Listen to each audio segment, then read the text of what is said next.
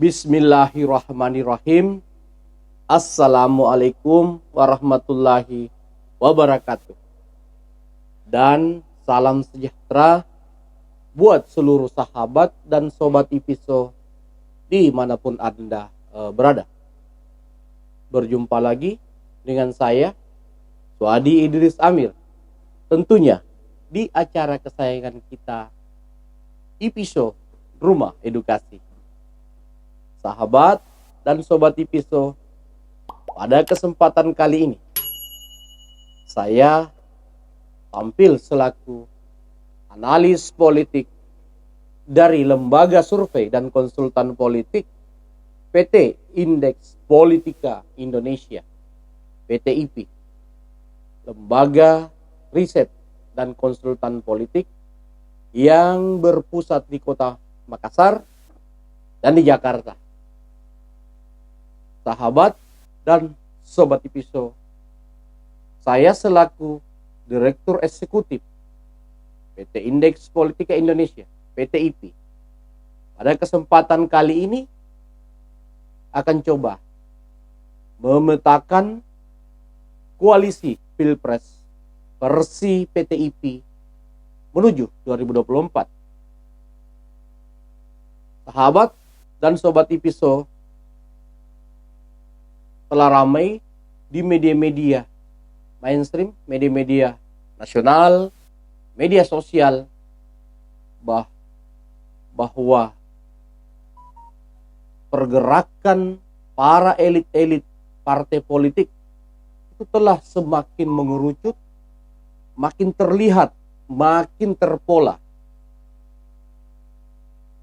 Bahkan sudah terbentuk koalisi-koalisi sejak dini yang menurut saya memang harus dilakukan oleh elit-elit partai politik untuk menciptakan rasa aman agar mereka yang mengincar kontestasi Pilpres itu memiliki pegangan, agar mereka memiliki power, kekuatan untuk dilirik tentunya oleh kelompok-kelompok elit politik yang menjadi target-target koalisi mereka. Kalau kita lihat dari pergerakan para elit-elit politik kita,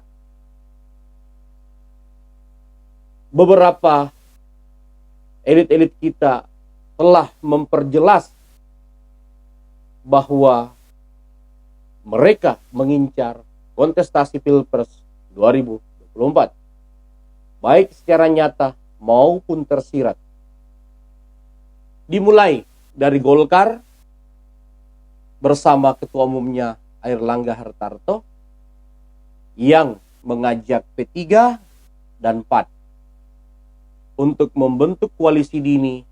Tentunya tujuannya adalah pengamanan sejak dini untuk bisa menciptakan satu gerbong koalisi untuk mengusung pasangan bakal calon presiden dan bakal calon wakil presiden menuju 2024. Kemudian PKS dan Demokrat pun intens membangun komunikasi politik. Walaupun kalau dilihat dari model komunikasi politik PKS masih bermain ganda, karena dia pun membangun koalisi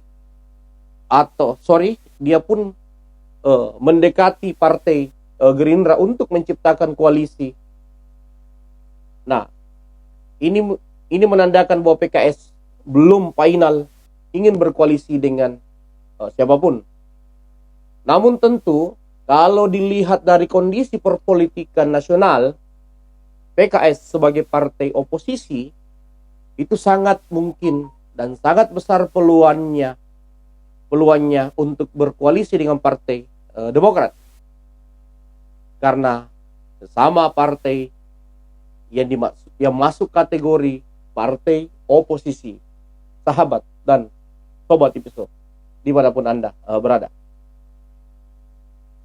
Kemudian Gerindra pun dengan tokoh sosok seorang Menteri Pertahanan saat ini Bapak Prabowo Subianto, itu pun yang jauh sebelumnya digadang-gadang atau disebut-sebut akan berkoalisi dengan PDIP di Pilpres 2024 pun tidak tinggal diam. Pak Prabowo dengan Partai Gerindranya melakukan langkah cepat mengajak Partai PKB untuk menciptakan koalisi dini yang tentunya ketika kedua partai ini berkoalisi itu cukup untuk mengantarkan pasangan bakal calon presiden dan bakal calon wakil presiden menuju 2024. Tentu Pak Prabowo dalam hal ini pun sama dengan elit-elit yang lain. Dalam hal ini Erlangga yang lebih dahulu menciptakan koalisi bersama Golkar, P3 dan PAN.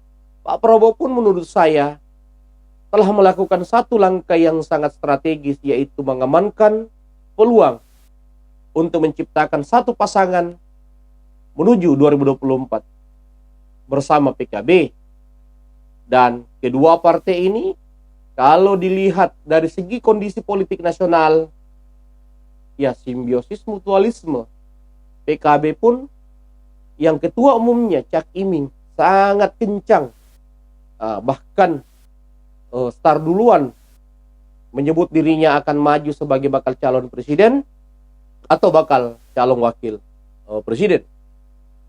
Tentu koalisi Gerindra dan PKB ini bisa menjadi simbiosis mutualisme untuk menciptakan pasangan bakal calon presiden dan pasangan calon wakil presiden. Nanti kita bedah tokoh-tokoh yang sangat memungkinkan dalam koalisi ini. Kemudian yang menarik di sini dinantikan tentu adalah langkah dua partai besar lainnya. Yang pertama tentu PDIP yang tidak perlu berkoalisi ketika ingin mengusung bakal calon presiden dan wakil presiden, karena tanpa berkoalisi dia cukup untuk mengantarkan satu pasangan. Ini kelebihan dari partai pemenang pemilu ini, partai penguasa ini, PDIP. Kemudian yang kedua yang dinantikan adalah Nasdem. Nasdem saat ini diidentikan dengan sosok seorang Anies Baswedan, gubernur DKI yang hampir selesai masa jabatannya sebagai gubernur. Kalau tidak salah di bulan Oktober berakhir masa jabatan Pak Anies ini. Tentu Nasdem ini akan bisa menjadi kunci bagi Anies untuk bisa mengamankan kendaraan politik, karena PKS dengan Demokrat tidak akan mampu mengusung Anies dengan AHY tanpa Nasdem. Tentu Nasdem akan menjadi kunci bagi Anies. Begitupun PDIP. Dalam banyak kesempatan saya menganalisa langkah-langkah politik elit-elit politik yang ada di belakang Anies. Sebut saja seperti Bapak Yusuf Kalla yang tidak asing lagi, yang dianggap tokoh sentral di belakang sosok seorang Anies Baswedan, pun membuka komunikasi politik ke PDIP. Walaupun kita memantau dan memperhatikan sejak Gerindra berkoalisi dengan pemerintah atau masuk dalam koalisi pemerintah, Nasdem kelihatannya agak sedikit menarik diri dari harmonisasi peta koalisi ini. Mungkin itu strategi politik Nasdem yang menarik kita tunggu, sahabat dan sobat. So, Gerindra dan PDIP yang sangat mesra sering diidentikan dengan bakal pasangan Bapak Prabowo Subianto dan Ibu Puan Maharani itu menguat. Namun tentu dengan hadirnya sosok seorang Ganjar Pranowo akan sedikit mengganggu langkah koalisi PDIP dan Gerindra untuk bisa memuluskan paket Prabowo dengan Puan. Namun tentu Bapak Prabowo Subianto sebagai tokoh yang sangat populer saat ini sangat diuntungkan kalau berbicara tentang peta koalisi, karena tidak sulit bagi Bapak Prabowo Subianto untuk mencari peta koalisi atau menciptakan peta koalisi, dan itu sudah dibuktikan PKB tertarik berkoalisi dengan Gerindra. Bahkan menurut analisa saya, PKS dan Partai Demokrat pun masih sangat mungkin pun berkoalisi dengan Gerindra dan PKB. Karena menurut saya peta koalisi yang terbentuk saat ini itu masih sangat rapuh, belum bisa digaransi akan bertahan sampai di kontestasi 2024 menuju Pilpres dan Pileg. Sahabat dan Sobat Tipiso. Sahabat dan Sobat Tipiso, kalau dilihat dari Golkar, P3 dan PAN, di sini saya melihat Golkar, P3 dan PAN ini sebenarnya adalah partai yang sangat memungkinkan bisa menjadi kendaraan politik dua sosok. Yang pertama tentu adalah Airlangga itu sendiri sebagai ketua umum Golkar.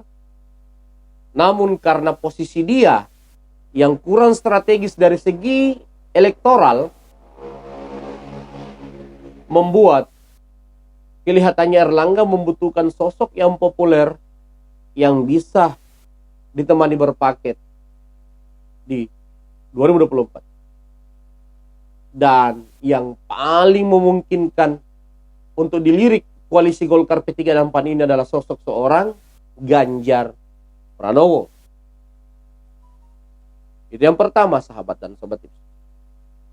Yang kedua tentu yang paling memungkinkan dilirik koalisi Golkar, P3 dan PAN adalah Prabowo Subianto setelah Ganjar Pranowo.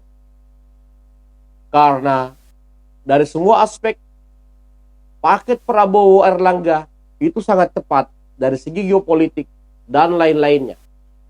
Jadi selain sosok seorang Ganjar Pranowo, sosok seorang Prabowo Subianto pun sangat berpotensi dilirik koalisi Golkar, P3 dan PAN untuk melengkapi koalisi mereka, memperkuat koalisi mereka menuju Pilpres 2024. Kemudian tentu ketika kita berbicara Gerindra dan PKB, tentu ketika dua partai ini berkoalisi maka sudah pasti Bapak Prabowo Subianto adalah bakal calon presiden. Maka yang menarik yang kita bedah dari PKB, apakah serta-merta atau otomatis Cak Imin akan menjadi bakal calon wakil presiden dari koalisi ini? Analisa saya mengatakan belum tentu. Sebab tentu kedua partai ini akan terus membedah, mengkaji keinginan publik. Tentunya indikatornya adalah survei, indikatornya adalah elektoral. Apakah ketika Prabowo dengan Cak Imin itu dipaketkan, maka ada potensi Pak Prabowo bisa bersaing dengan Ganjar, bersaing dengan Anies di Pilpres. Kalau tidak, tentu koalisi akan mencari figur yang lain. Dan menurut analisa saya ada sosok seorang Kofifa Indar Parawansa, Gubernur Jawa Timur yang sangat tepat dipersiapkan koalisi Gerindra dan PKB untuk dipasangkan dengan Bapak Prabowo Subianto. Kalau Bapak Prabowo Subianto berpasangan dengan Kofifa Indar Parawansa, maka koalisi Gerindra dan PKB akan mampu bersaing di kontestasi Pilpres 2024. Namun ketika Gerindra dan Caimin, saya secara pribadi selaku analis dari PTIP sedikit ragu. Kenapa? Karena sampai hari ini elektabilitas Caimin belum juga terdongkrak, padahal sudah dijual sedemikian rupa, disosialisasikan sedemikian rupa oleh kader-kader PKB, namun belum juga mengangkat elektoralnya sosok seorang Caimin. Berbeda dengan Kofifa, tanpa bergerak pun dia sudah memiliki elektoral yang cukup bagus. Tidak kurang dari 2-3%, bahkan sampai 4%. Persis semua lembaga-lembaga survei nasional maupun versi PTIP. Ketika kita memasukkan nama seorang Ibu Kofifa Indar Parawansa, beliau selalu masuk dalam top elektoral, top survei sebagai bakal calon wakil presiden. Selain dari sosok seorang Sandiaga Salahuddin Uno yang paling tertinggi, Ridwan Kamil yang kedua, dan yang ketiga adalah Kofifa Indar Parawansa. Sehingga Kofifa Indar Parawansa ini bisa menjadi sosok yang tepat untuk diusung oleh paket Gerindra dan PKB kalau koalisi ini bertahan menuju 2024 agar mampu memenangkan Pilpres. Karena ketika Gerindra dan PKB berkoalisi, maka tentu PDIP sudah pasti akan mengusung kadernya sendiri, dan yang paling berpotensi adalah Ganjar Pranowo. Itu yang paling pertama, yang paling berpotensi. Opsi kedua yang menurut saya yang mungkin masih bisa terjadi adalah Anies Baswedan yang dilirik oleh PDIP dipasangkan dengan Puan Maharani. Nah, kalau itu yang terjadi, maka peta Pilpres bisa menjadi 3 pasang atau head to head. Dalam arti kata akan membongkar peta-peta koalisi yang sudah terbangun saat ini.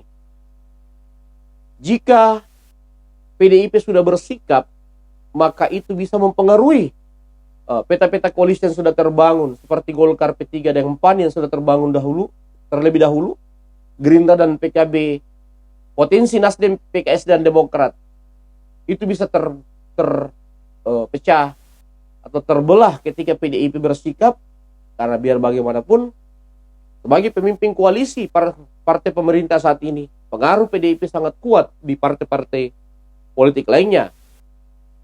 Tentu dalam hal ini partai-partai lain akan mempersiapkan bakal calon wakil untuk bisa berkoalisi dengan PDIP yang mempersiapkan bakal calon presiden. Yang menarik adalah ketika Gerindra dan PDIP kembali mempertahankan koalisinya seperti yang selama ini beredar, apakah itu Prabowo akan dipaketkan dengan Puan Maharani atau dengan Ganjar Pranowo?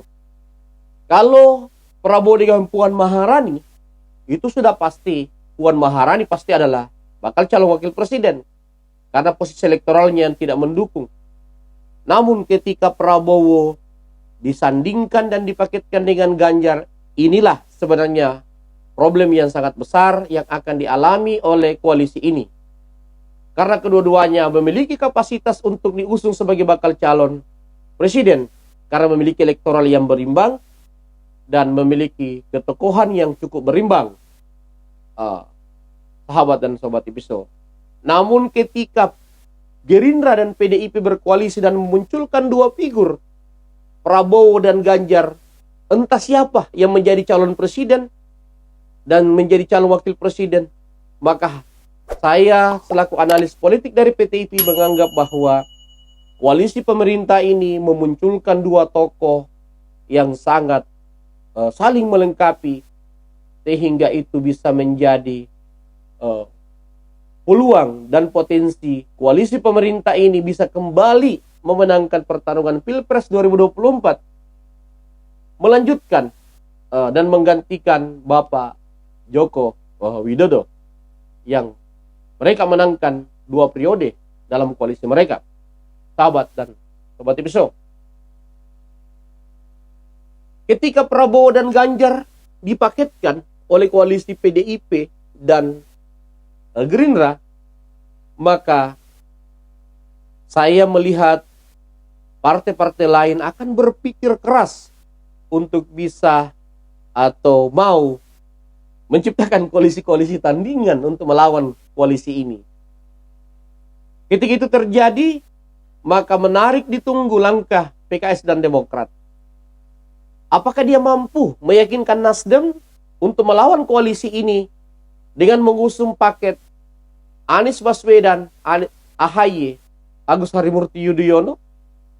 Kalau PKS dan Demokrat mampu meyakinkan Nasdem, maka tentu Pilpres akan menjadi sangat menarik. Karena tentu ketika Nasdem, PKS dan Demokrat berkoalisi dan menghadirkan pasangan Anies Baswedan dan Agus Harimurti Yudhoyono, maka tentu koalisi pemerintah, koalisi Gerindra PDIP tidak boleh meremehkan koalisi ini. Karena harus diakui saat ini sosok seorang Anies telah menjadi trending top survei, trending top kelompok oposisi yang dianggap figur yang sangat potensial untuk mendapatkan suara-suara dari kelompok-kelompok oposisi yang selama ini anti pemerintah atau menginginkan kepemimpinan baru dari di luar gerbong pemerintah saat ini.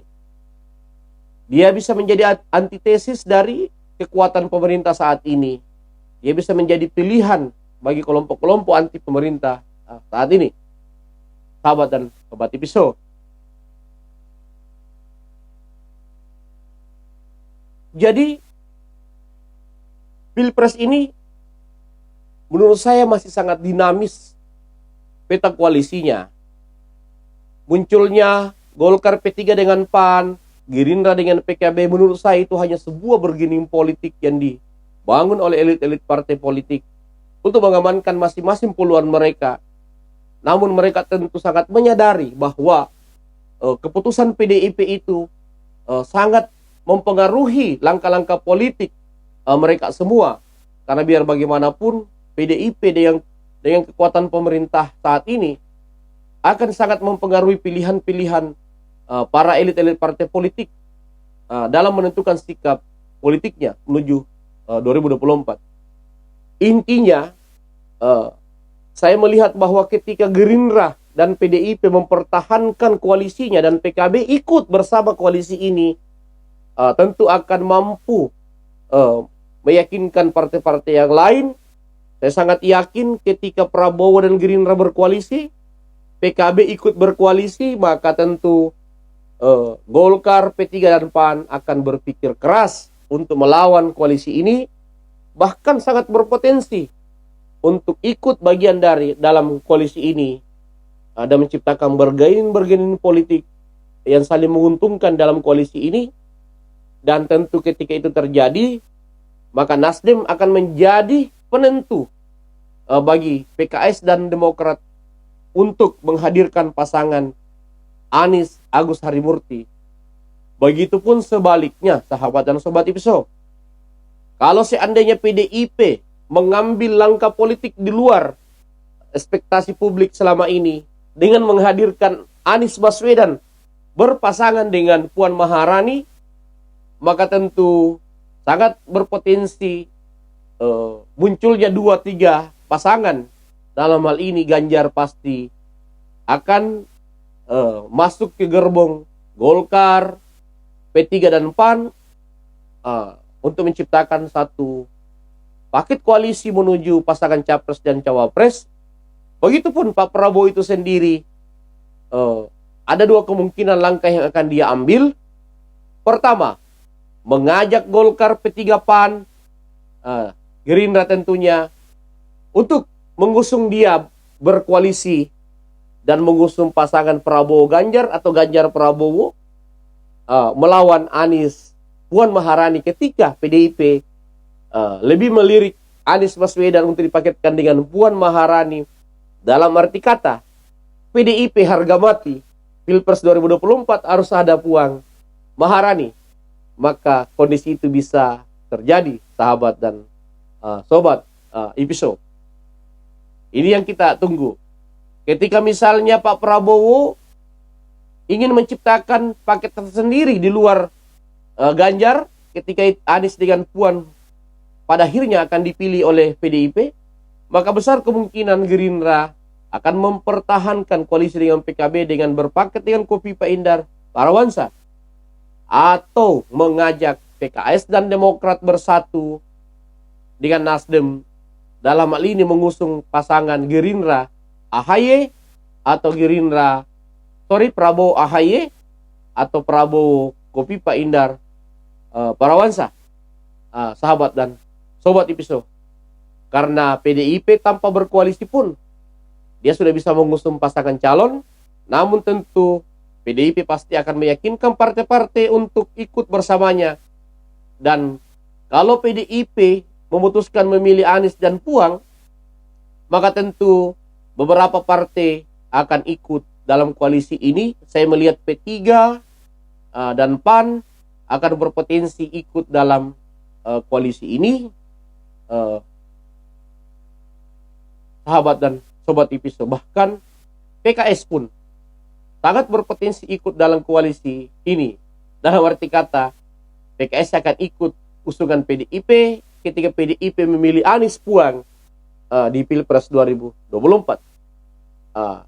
Begitupun ketika Gerindra bersama Ganjar berkoalisi, maka saya melihat Golkar, Nasdem, dan Gerindra, dan PKB, dan Demokrat akan ikut bersama-sama. Potensi itu bisa sangat terjadi, sahabat dan sobat IPISO, karena tentu partai politik tidak ingin sia-sia membangun suatu peta koalisi ketika tidak mampu bersaing dengan koalisi yang terbangun dari pihak lawannya.